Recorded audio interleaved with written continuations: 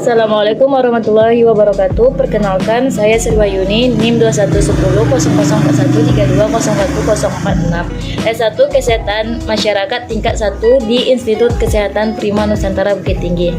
Adapun tujuan video kali ini untuk memenuhi syarat ujian tengah semester pada mata kuliah Kesehatan Reproduksi.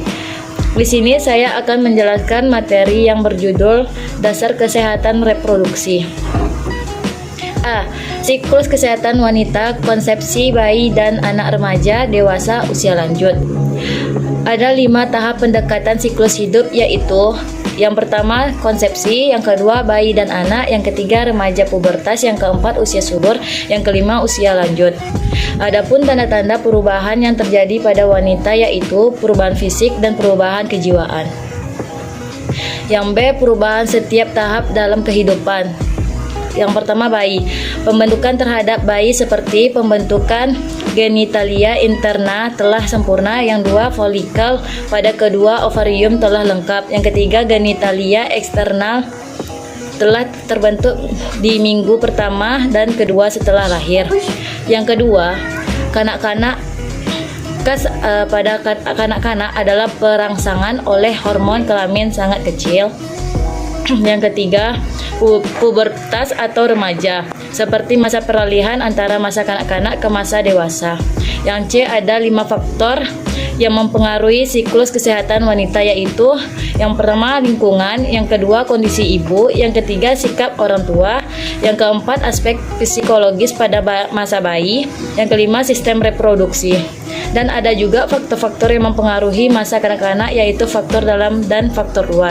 Contoh faktor dalam seperti kemampuan intelektual, yang kedua keadaan hormonal tubuh, yang ketiga emosi dan sifat, yang keempat bentuk tubuh. Contoh faktor luar seperti yang pertama keluarga, yang kedua gizi, yang ketiga budaya setempat, yang keempat kebiasaan anak dalam hal personal hygiene. Yang contoh masa pubertas, yang pertama status gizi, yang kedua pendidikan, yang ketiga lingkungan dan pekerjaan, dan keempat seks dan seksualisasi. Yang kelima kesehatan reproduksi remaja itu sendiri. Contoh masa dewasa, yang pertama perkembangan organ reproduksi, yang kedua tanggapan seksual, yang ketiga kedewasaan psikologis. Contoh faktor masa usia lanjut, yang pertama faktor hormonal, yang kedua kejiwaan, yang ketiga lingkungan, yang keempat pola makan, yang kelima aktivitas fisik. Yang D, aspek kehidupan, yang dikaji setiap tahap kehidupan. Yang pertama fisik atau kondisi fisik, nutrisi, cairan dan elektrolit dan lain-lainnya. Yang kedua psikososial. Yang pertama identitas seksual, yang kedua identitas kelompok, yang ketiga konsep diri, dan yang keempat kecemasan dan masalah kehidupan. Yang kelima kondisi lingkungan sosial. Yang E, indikator pemantauan tubuh kembang wanita sepanjang daur kehidupan. Adapun fase dalam kehidupan wanita yaitu 1.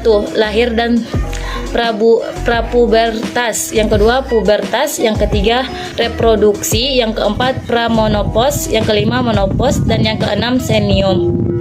Demikian materi yang dapat saya sampaikan, lebih dan kurang saya mohon maaf. Assalamualaikum warahmatullahi wabarakatuh.